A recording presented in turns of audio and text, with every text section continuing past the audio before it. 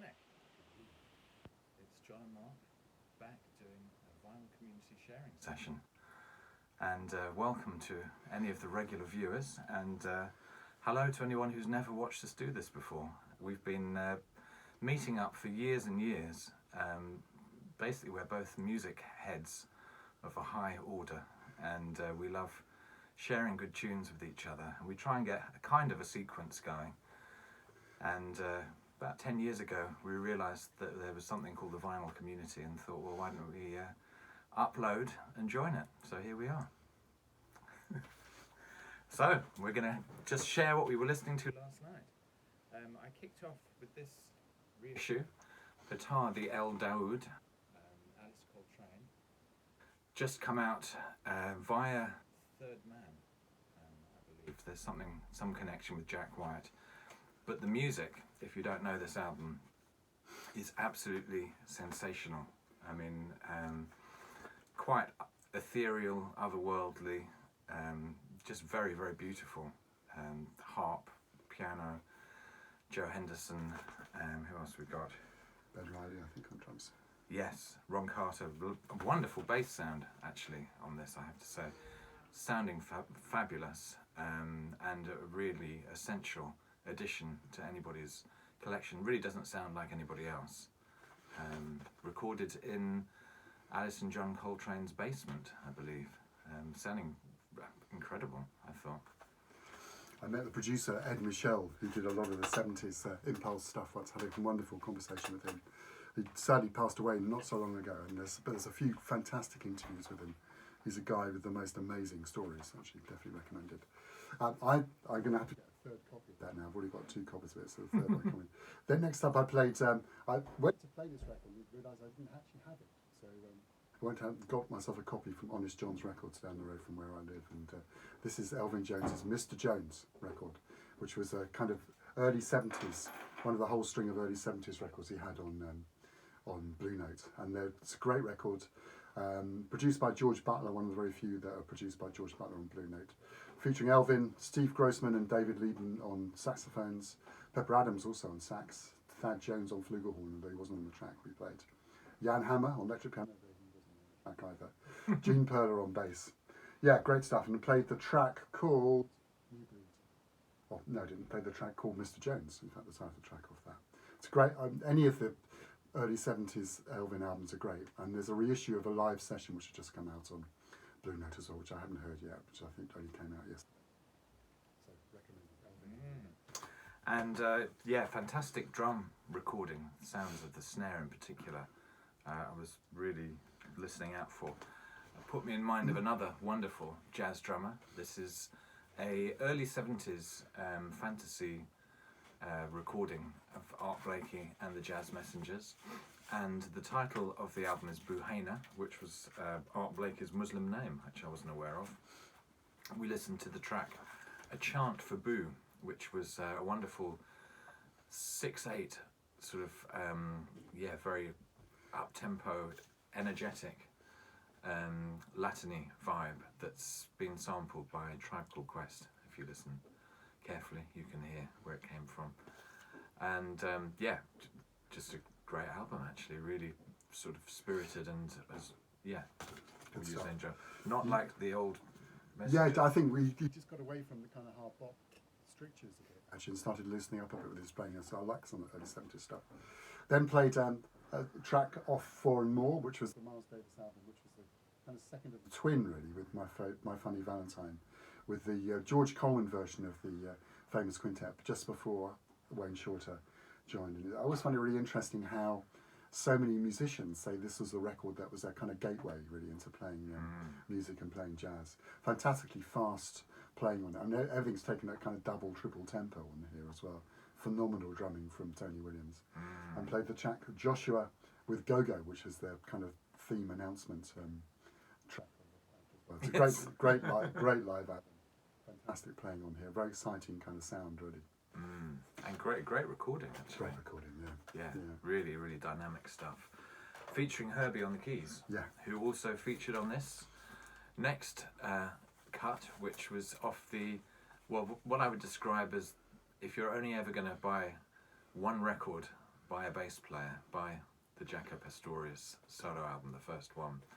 Really sensational and totally groundbreaking, positioning Jaco really as the Jimi Hendrix of the bass in terms of innovation, and you need to only hear one note of Jaco and you know it's him. We listened to the track Used to Be a Cha-Cha. There's so much variety on this album, but Used to Be a Cha-Cha is also a kind of furious Latin-y groove with some incredible soloing from Jaco and some wonderful drumming from Lenny White and percussion from Don Elias, and also a great solo from Herbie. Herbie solo's great. Yeah. It's one of those classic records you can remember the first time you heard it, thinking, Yes. what on earth is this? Actually, Absolutely. this was always going to be a winner. This record on the video, I think. Absolutely, look at that. Look at that. Double white album. It's underneath there is Santana's Welcome album, embossed on the front. Really good album. One that came out after Caravanserai, which was kind of probably better known actually, but it's a great album and features also vocals from Leon Thomas on here as well. And I played the track of this called When I Look Into Your Eyes, which is a great song. Doesn't actually feature a solo at all from Carlos on there actually, but some, and it's got a great breakdown towards the end of the track with kind of clavinet-led breakdown, really, which sounded amazing. And a great vocal from Leon Thomas. Yeah.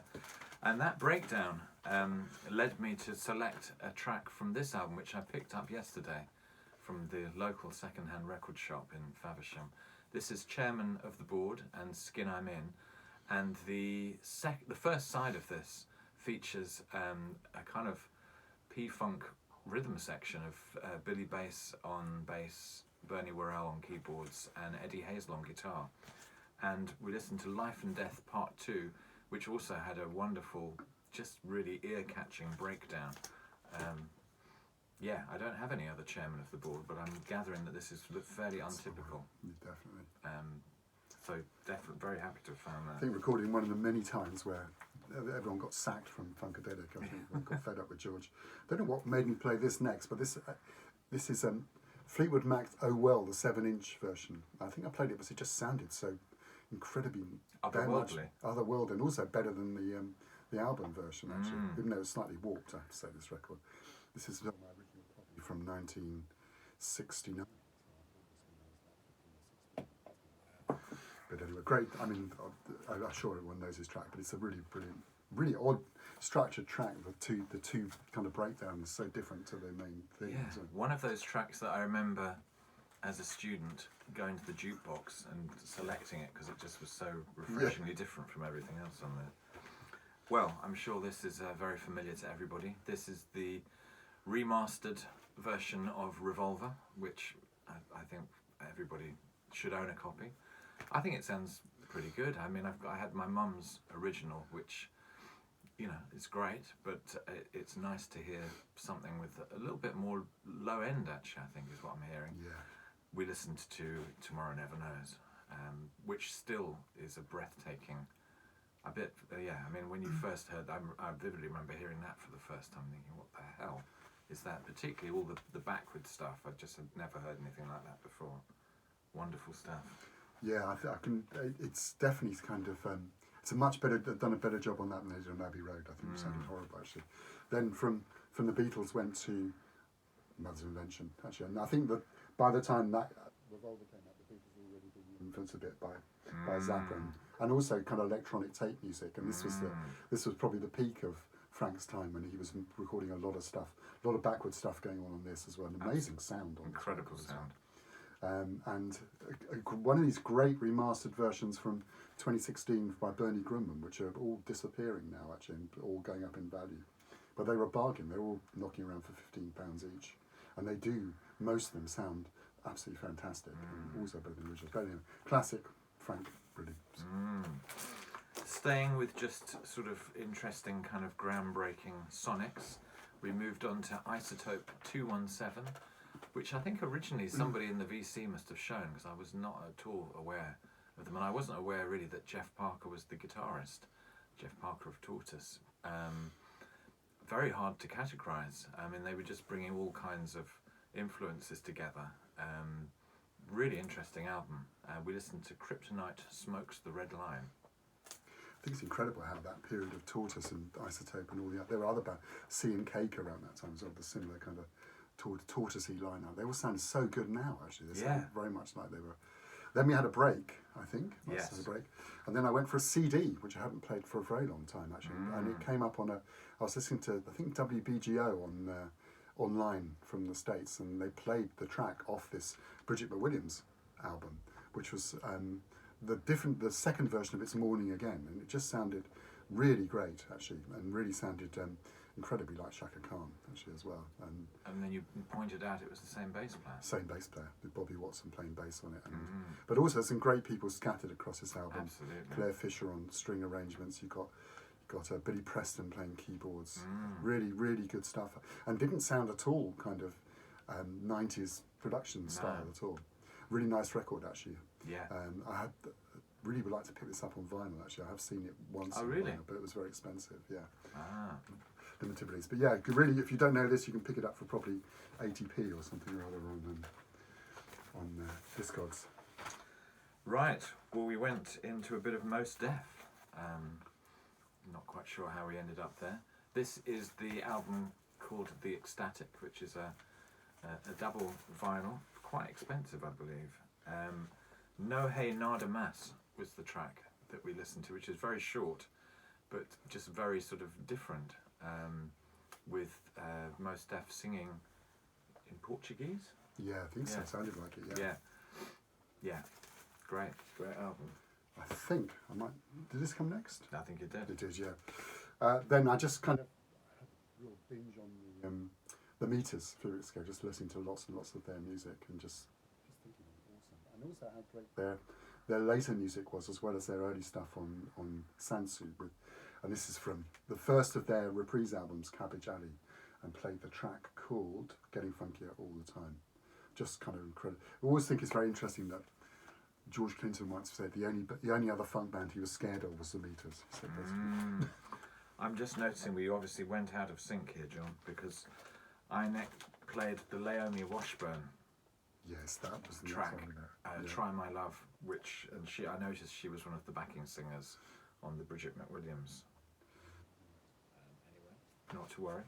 Hopefully we're back in. I'm not sure we are. I'm not sure we are. It's all going to go. So apologies, we've lost the thread. This is just a classic slice of UK street soul, but with Naomi Washburn from the States taking the lead. Very minimal, but just really kind of insistent mid-tempo street soul groove.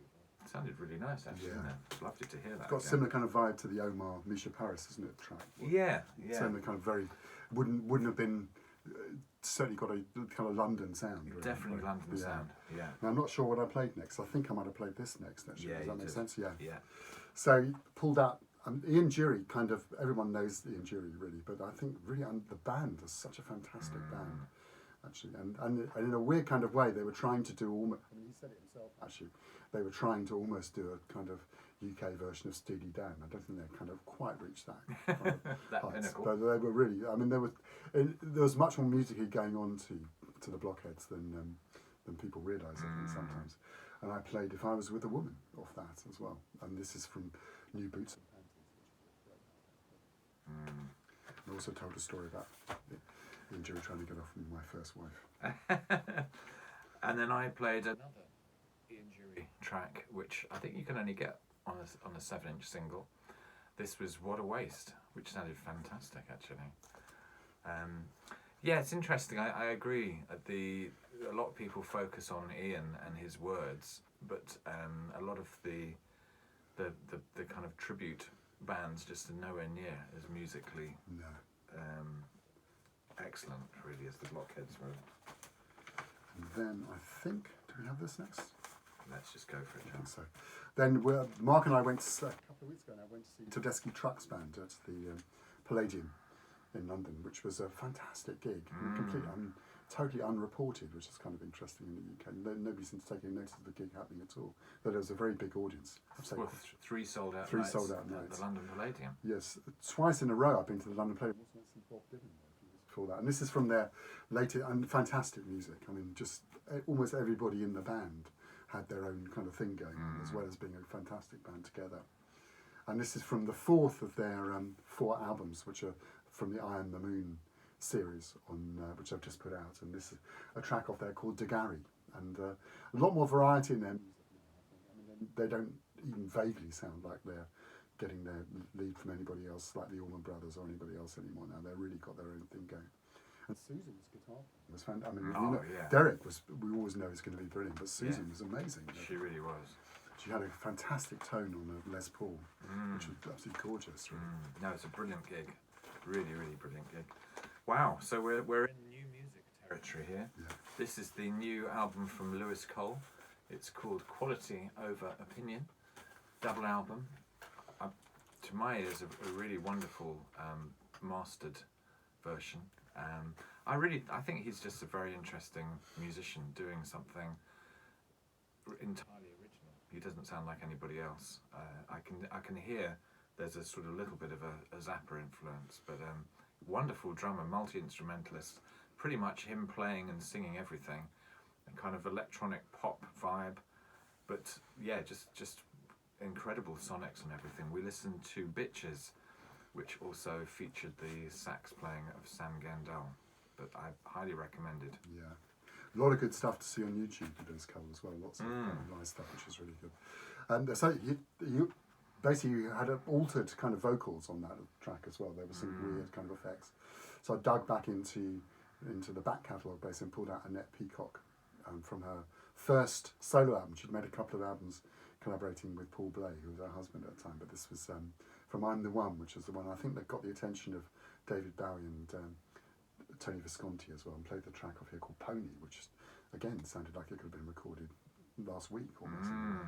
Great, and she does, I think she was singing, somehow singing through a Moog synthesizer, I think, at the time as well, so kind of interesting vocal distortions on here as well. I've never seen her. That was a kind of groundbreaking event, seeing her live for the first time. I think she was doing the thing that Eno was also piloting, which was singing through a particular, maybe VCS3. VCS3, I suspect. But also kind of like almost sound like a sort of stream of consciousness vocal over a really funky backing. Yeah. It's really nice. Okay, another great reissue, remastered. Again, I have to highly recommend this version of Can't Buy a Thrill. The first Steely Dan album, in gatefold actually. I don't. My previous copy wasn't a gatefold. I mean, you know, I just think they're on another level, really. I mean, fantastic songs, fantastic playing, sing-along guitar solos. We listened to Midnight Cruiser, but every track on here is fantastic.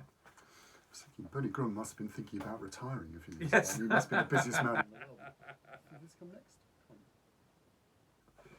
No, I know this came next actually. Okay. Yeah, and then after then, this is one of I've shown this record before, and it's also got one of the worst leaves in the world actually, but still a great album. Terry Reid's third or fourth solo album, I think, produced by Graham Nash. Really beautiful record actually. I mean, just every track is absolutely brilliant. Terry Reid was a UK. He famously nearly joined Led Zeppelin, and I'm very glad. He would probably be a much richer man than he is now. I'm very glad he didn't really. And played the track off here, To Be Treated Right, and this is a all-round kind of 5-star album. Actually, every track, lots of different kind of styles and moods on it as well.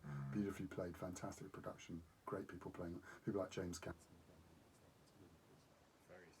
Very soulful, yeah. And a very distinctive voice. Yeah, the album's called Seed of Memory, by the way, I should have said. And we have a very distinctive voice here as well, which is the John Martin Grace and Danger album, which I sort of hadn't listened to for a long time. It's the one that was produced by Phil Collins, also featuring Phil on drums.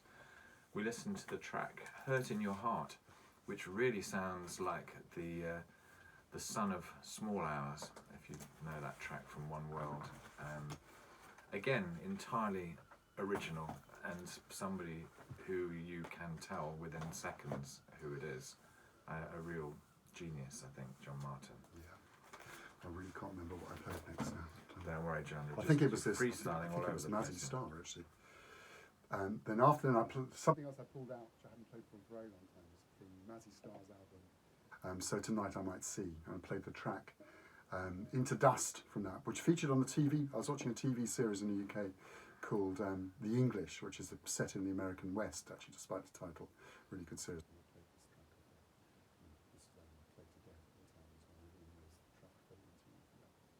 Yeah. Yeah, sounded good. Okay, a £1 purchase from the market yesterday. This is a Luther Vandross, Any Love, produced alongside Marcus Miller. Very, very 80s sounding, almost too 80s sounding. As John was pointing out, really the only live musicians seem to be Paul Jackson Jr. on guitar, although there are some other players on there. But the title track of the album is a beautiful song, and for the price of a third of a cup of coffee, I couldn't really turn it down. Great stuff.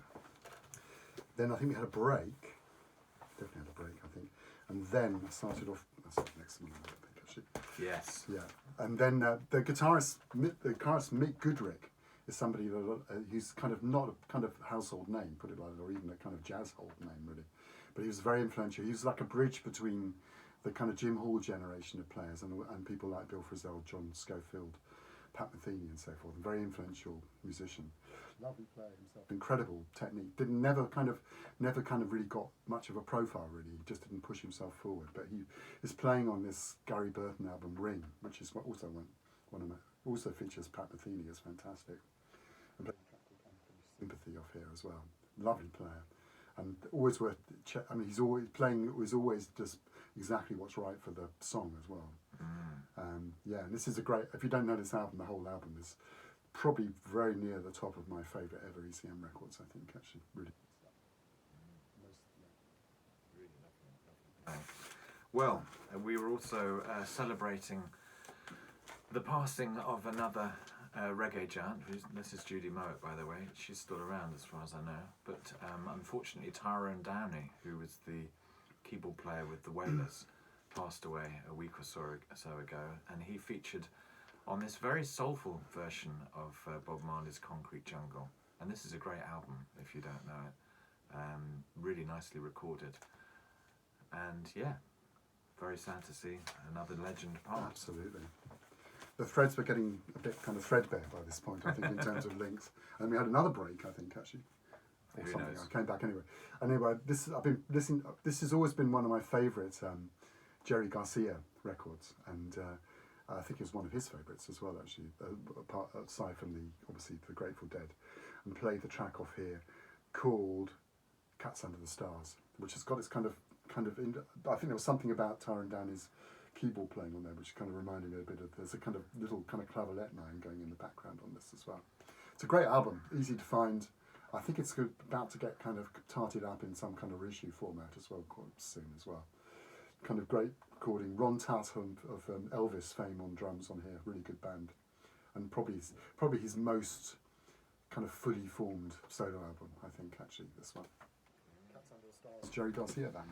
Well, you can see the thread here. Yeah, the thread is back on. The thread is back on. We listened to about half of the second side of the album Terrapin Station, and the masterpiece, actually, I have to say. It really is a wonderful piece of music, and so weird for it to be coming out in 1977. Not really what else was going on, but just doing something fresh and original for the Grateful Dead as well. Real epic piece of music, sounding really good. Yeah. I'm just amazed how memorable all those melody lines were, singing absolutely. along. Brilliant. There's both the track off the Jerry Garcia and have this incredible circular kind of melody going on as well. So yeah, kind of not a huge leap from Grateful Dead to Neil Young, but also just been enjoying him. Also, kind of enjoying his kind of complete lack of any kind of relevance to contemporary life on one level, but also engagement with what's going on at the same time. He's somebody who really doesn't give a damn about anything, really, what people think about it. And this is another one that's about to get some massively.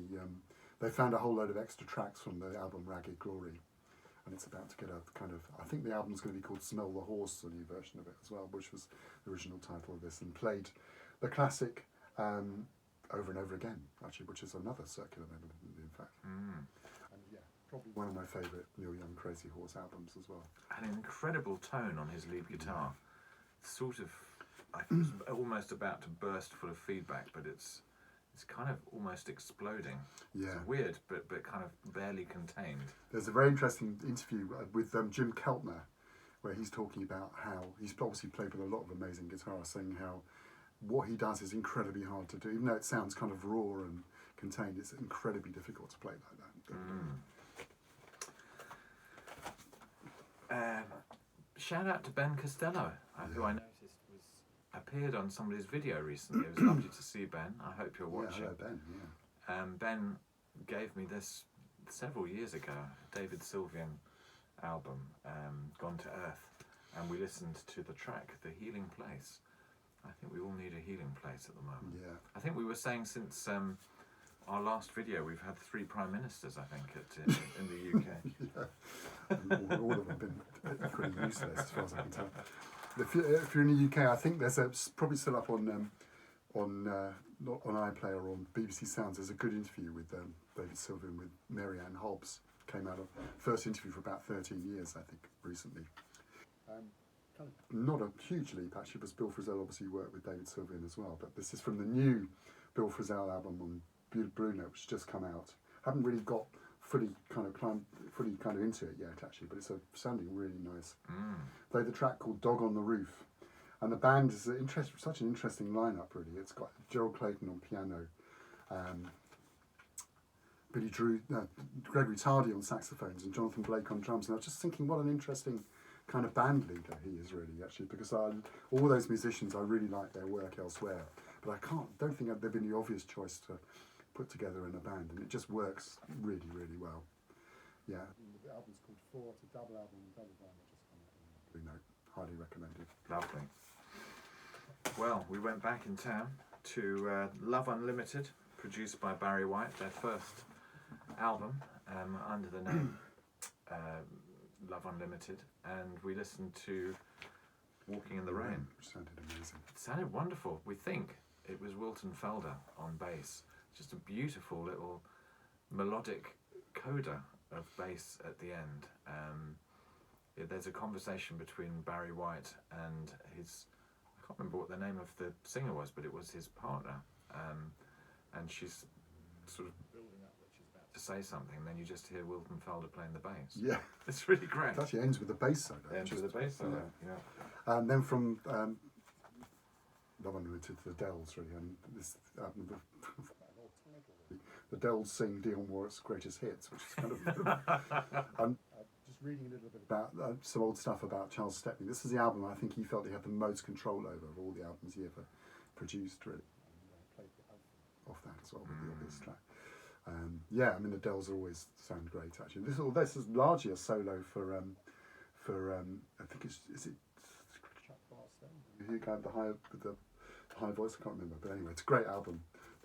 Basically all the Dells albums on Cadet are really, really worth getting.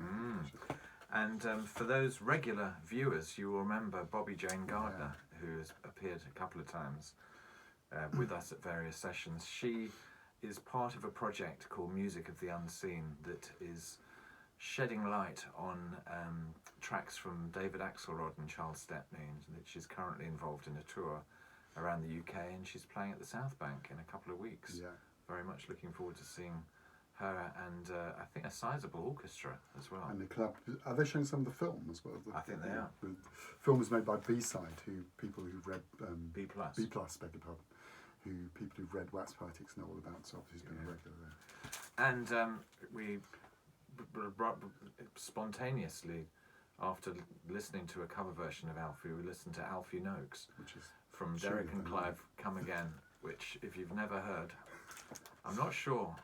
Certainly, the UK contingent, I think, might enjoy it. I'm not sure how the humour translates across the pond, but we very much enjoyed it. It was actually one of the session highlights. It was a session highlight.